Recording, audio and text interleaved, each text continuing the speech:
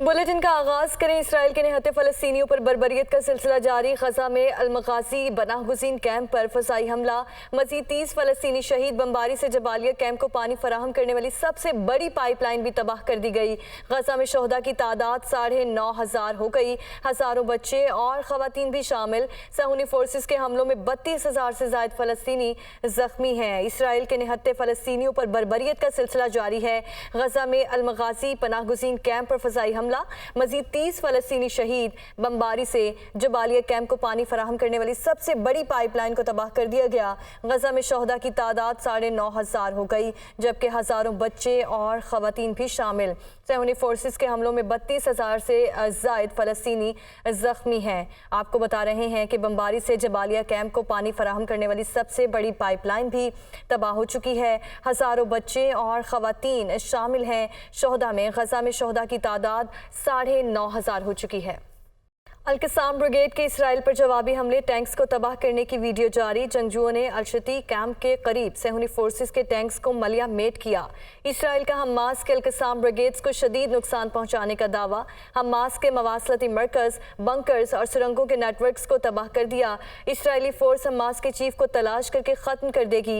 Israeli वज़ीर दिफा की जानिब से ये कहा गया है। अल-क़स्साम ब्रिगेड के इसराइल पर जवाबी हमले, टैंक्स को तबाह करने की वीडियो जारी कर दी गई। जंगजुओं ने कैंप के करीब सहूनी फोर्सेस के टैंक्स को मलिया मेट किया। इसराइल का हमास के अल-क़स्साम ब्रिगेड्स को शदीद नुकसान पहुंचाने का दावा। तुर्की के सदर ने इसराइल को आलमी अदालत इंसाफ में ले जाने का ऐलान कर दिया। सदर अर्दवान का कहना है कि गजा में इसराइल के जंगी जराइम को बेनकाब करेंगे। अमरीका ने गजा पर इसराइली जारहियत की हिमायत करते हुए जंगबंदी के मुतालबे को रद्द कर दिया। अमरीकी वजीर खारजा एंटनी ब्लिंकन का कहना है कि जंगबंदी से हमास को दोबारा मुनज़्ज़म होने का मौका मिलेगा।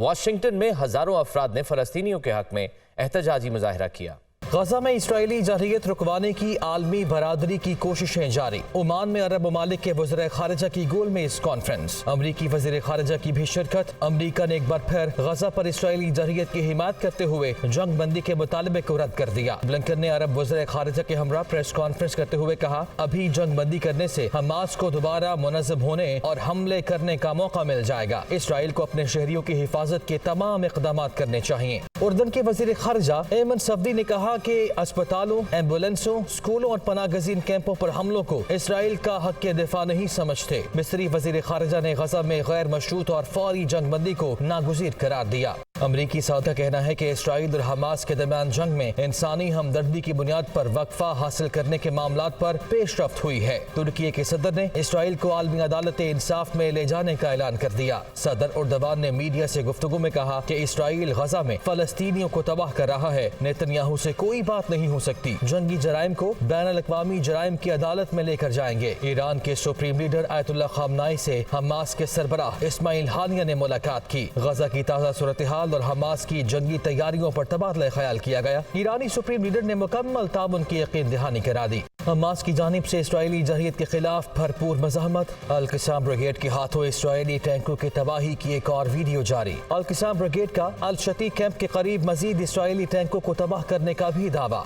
फलस्तीनी बच्चों का गजा ना छोड़ने का ऐलान। पुरअज़म फलस्तीनी बच्चों का कहना है कि ये हमारी सरजमीन है, इसे छोड़कर कहीं नहीं जाएंगे। गजा पर इसराइली बमबारी के खिलाफ दुनिया भर में एहतजाजी मुजाहिरों का सिलसिला भी जारी है। ब्राजील के साहिल पर कफन में लिपटी अलामती बैगेतें रखकर गजा के शहीद बच्चों को खिराज अकीदत पेश किया गया। अमरीकी दारुल हुकूमत वाशिंगटन में फलस्तीनियों के हक में नेशनल मार्च, हजारों अफराद की फलस्तीनियों के हक में नारेबाजी। तो नाज़रीन, कराची में ज़िमनी बल्दियाती इंतखाबात के लिए पोलिंग का अमल जारी है। किमाड़ी, मलीर और जिला जनूबी में यूसी 12 और 13 में ज़िमनी बल्दियाती इलेक्शन हो रहा है। कुछ पोलिंग स्टेशन पर टर्न आउट इंतहाई कम है। इस हवाले से मजीद जानते हैं हमारे नुमाइंदगान से। जिला जनूबी के पोलिंग स्टेशन पर मोहम्मद अशद मौजूद हैं, उनसे जानते हैं।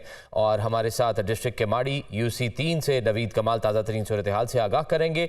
इबादुल्ला से जिला मलीर के इलाके मेमन गोट में पोलिंग और टर्न आउट के बारे में उनसे तफसीलात जानेंगे। पहले बात करते हैं मोहम्मद अशद से। मोहम्मद अशद, आगाह कीजिएगा किस पोलिंग स्टेशन पर मौजूद हैं और टर्नआउट कैसा रहा?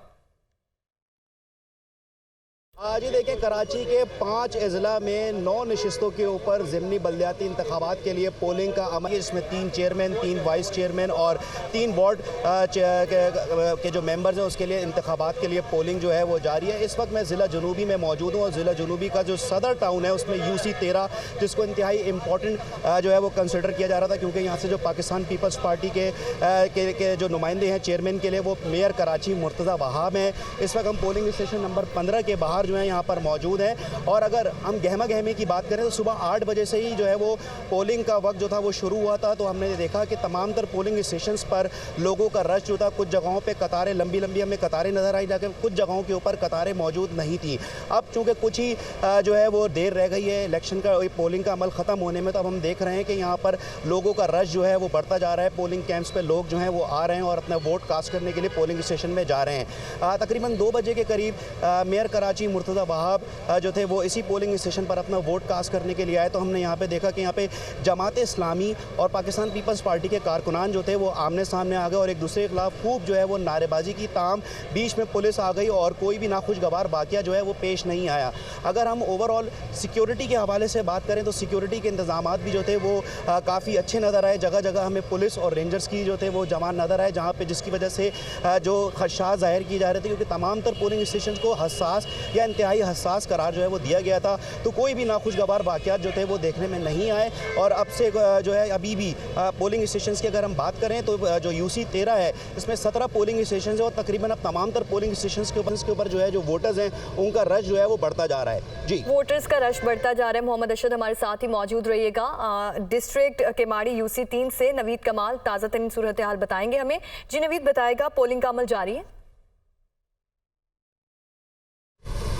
जी बिल्कुल, UC 3 ये केमाड़ी डिस्ट्रिक्ट केमाड़ी, यहाँ पर अगर सूरत हाल की बात करें तो मिली जुली सूरत हाल है। शुरू में सुबह में कुछ मकामात पर जो है वोटर्स निकलते दिखाई दिए और कुछ मकामात पर जो है इक्का दुक्का ही वोटर मौजूद थे। हमने यहाँ पर देखा कि वोटर्स जो है वो काफ़ी बड़ी तादाद में निकले उन इलाकों में जो कदरे जो है पसमानदा इलाके थे। जो थोड़े से इलाके यहाँ के बेहतर हैं वहाँ पर वोटर्स जो है कम दिखाई दिए। इस वक्त अगर इस डिस्ट्रिक्ट की बात की जाए तो यहाँ पर जिस UC नंबर 3 पर इलेक्शन हो रहा है इसमें जो है 9 बिल्डिंग्स के अंदर 17 पोलिंग स्टेशंस कायम किए गए हैं। 6,500 से ज़ायद इसमें वोटर्स हैं, जिसमें ख़वातीन वोटर्स भी जो है बड़ी तादाद में हैं। पुलिस की अगर बात की जाए तो तकरीबन 18 पुलिस एहलकार एक जो है पोलिंग स्टेशन उस पर तैनात किए गए हैं और तकरीबन 170 से ज़ायद जो है पुलिस एहलकार तैनात किए गए हैं। कुछ मकामात पर पीपल्स पार्टी और जमात इस्लामी और तहरीक इंसाफ के जो उम्मीदवार हैं जो इनके हमायती हैं, इनके दरमियान जो तल कलामी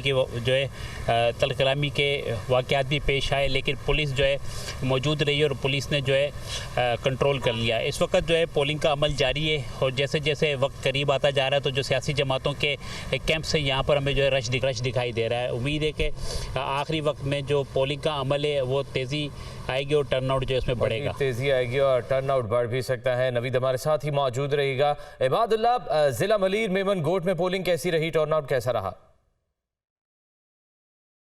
जी देखें, UC 7 है और ये ओल्ड थाना पोलिंग स्टेशन है और यहाँ पर सुबह से ही जो है वो बड़ी गहमा गहमी नज़र आई, क्योंकि ये UC 7 मुख्तलिफ गोटों के ऊपर मुश्तमिल है और आपको पता है कि जो गोट के लोग हैं वो सुबह ही उठना पसंद करते हैं। और इसी तरह जब 8 बजे थे पोलिंग का अमल स्टार्ट हुआ था, यहाँ पर बड़ी तादाद के अंदर ख़वातीन और मर्द हजरात जो हैं वो अपना राय हक दही इस्तेमाल करने पहुँचे थे। अब जैसे जैसे वक्त गुजरता जा रहा है, अब क्योंकि दोपहर का टाइम है और इस वक्त मेरे पीछे आप देख सकते हैं इस पोलिंग स्टेशन के ऊपर हर 5-10 मिनट के बाद 1 या 2 वोटर जो रह गए हैं वो आ रहे हैं। और इसी तरह वक्त जैसे जैसे गुजरता जाएगा जो है इसी तरह वोट डालने लोग जो है वो आते रहेंगे। अगर कैंपों की बात करें तो पीपल्स पार्टी और पाकिस्तान तहरीक इंसाफ के मुख्तलिफ औकात के अंदर कारकुनान जो है वो आपस में तल कलामी के जो मनाजिर हैं वो भी सामने आते रहे। कशीदगी थोड़ी सी बड़ी थी सुबह के टाइम पर, लेकिन पुलिस एहलकार जो है वो पहुँच कर वो दोनों जो है तमाम सूरत हाल अमल जो है वो उसके ऊपर काबू पा लिया था।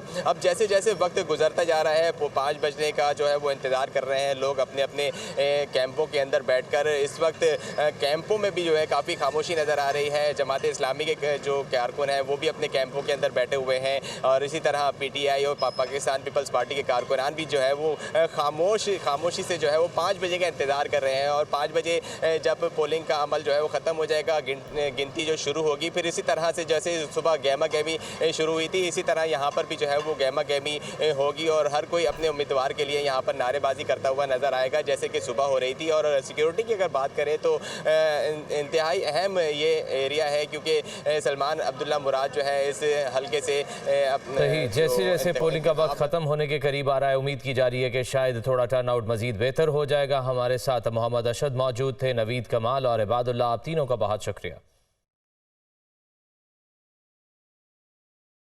इस्लामाबाद की मकामी अदालत ने साबिक वफाकी वज़ीर फवाद चौधरी को मुजरिमाना धमकी के केस में 2 रोज़ा जिस्मानी रिमांड पर पुलिस के हवाले कर दिया। थाना आबपारा पुलिस ने फवाद चौधरी को चेहरे पर कपड़ा डालकर ड्यूटी मजिस्ट्रेट अब्बास शाह की अदालत में पेश किया। साबिक वफाकी वज़ीर और सुप्रीम कोर्ट का वकील हूँ, तज़हीक आमेज तरीके से अदालत लाया गया है। फवाद चौधरी की जानिब से कहा गया, फवाद चौधरी ने बतौर वफाकी वज़ीर शहरी को नौकरी का झांसा देकर 50 लाख रुपए वसूल किए लेकिन वादा पूरा नहीं किया, पुलिस की जानिब से कहा गया है। नून लीग के कायद नवाज शरीफ का आइंदा हफ्ते से सियासी सरगर्मियां शुरू करने का फैसला। नवाज शरीफ आइंदा हफ्ते सबसे पहले मानसहरा में जलसा आम से खिताब करेंगे। नवाज शरीफ 10 नवंबर के बाद मुल्क भर में दौरों का आगाज करेंगे। इसी पर बात करने के लिए deputy bureau chief Hasan Raza हमारे साथ मौजूद हैं। हसन, क्या डिटेल्स हैं? बिल्कुल, मुस्लिम लीग नून के हुक्मरान का दावा है कि मुस्लिम लीग नून के कायद मियां मोहम्मद नवाज शरीफ का आइंदा हफ्ते से सियासी सरगर्मियां शुरू करने का जो है प्लान तैयार कर लिया गया है। नवाज शरीफ आइंदा हफ्ते सबसे पहले मानसेरा में जलसा आम से खिताब करेंगे। पार्टी कायद का दीगर सियासी जमातों के कायदीन से मुलाकातों का शेड्यूल भी तय किया जा रहा है। मुस्लिम लीग नून के अहम इजलास में नवाज शरीफ के मुल्क के 4 सूबों के दौरे करने का फैसला किया गया और हम नवाज शरीफ 10 नवंबर के बाद मुल्क भर के जो है वो दौरे करेंगे, जिसमें मुख्तलिफ जो है वो जलसों से खिताब भी करेंगे। जबकि सियासी सरगर्मियों के हवाले से नवाज शरीफ का सियासी साथियों से मुशावरत का सिलसिला भी जारी है। जी ठीक है, हसन रजा हमें अपडेट कर रहे थे, आपका शुक्रिया।